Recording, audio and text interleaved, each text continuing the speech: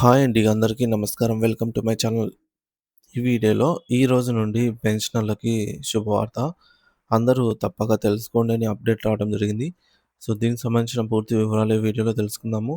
Video అయితే ఎక్కడ గాని స్కిప్ చేయకుండా ఎండ్ వరకు చూసేయండి. అప్పుడే ఇన్ఫర్మేషన్ పూర్తిగా అర్థమవుతుంది. అలాగే వీడియో చూస్తున్న ప్రతి ఒక్కరు వీడియోకి లైక్ చేయండి ఫ్రెండ్స్. ఈ వీడియోని తోటి ఉద్యోగ, పెన్షన్ మిత్రులతో అయితే షేర్ చేయండి.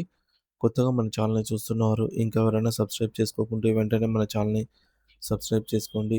సో, దీని ద్వారా నేను చేసే లేటెస్ట్ వీడియోస్ అన్నీ మీ వరకు రీచ్ అవుతాయి.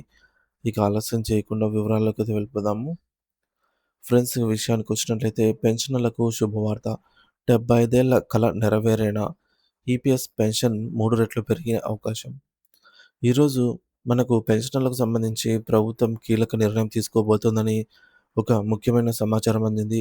ముఖ్యంగా 75 ఏళ్ల కలను నెరవేరుస్తూ ఈపీఎస్ పెన్షన్ సవరించడంపై ప్రభుత్వం యోచిస్తున్నట్లుగా ప్రభుత్వ వర్గాలు అధికారికంగా ప్రకటించాయి. పెన్షన్ 3 రెట్లు పెరిగే అవకాశం. ప్రస్తుత సమాచారం ప్రకారంగా ఈపీఎస్ పెన్షన్ ముఖ్యంగా 3 రెట్లు పెరగబోతోంది. ప్రస్తుతం ఇస్తున్నటువంటి రూ. 1000 పెన్షన్‌ను 3 రెట్లు అంటే 3000కు పెంచే అవకాశం ఉందని చర్చ జరుగుతోంది. ఉద్యోగుల పెన్షన్ పథకమైనటువంటి ఈపీఎస్ ఎంప్లాయీస్ పెన్షన్ స్కీమ్ కింద ప్రభుత్వం ఈ నిర్ణయం తీసుకోవడం జరిగింది. ఈ నెల నుంచే ఈ యొక్క ఈపీఎస్ పెన్షన్ 3 రెట్లు పెరగబోతోందని తాజా సమాచారము.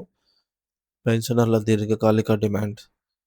పెన్షన్ చెల్లించాలని కొన్నాళ్ళ నుంచి కూడా పెన్షనర్లు డిమాండ్ చేస్తున్నారు.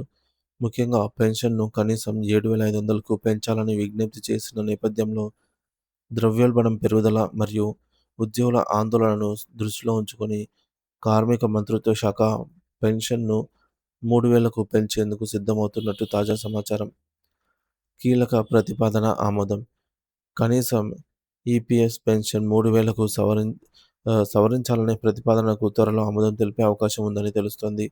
ఇది పెన్షనర్ల దీర్ఘకాలిక డిమాండ్ అయినటువంటి పెన్షన్ పెంపును నిజం చేయబోతోంది. ఈ పెంపు వేలాది మంది పెన్షనర్లకు ఆర్థికంగా ఎంతో ఊరటను కలిగించనుంది.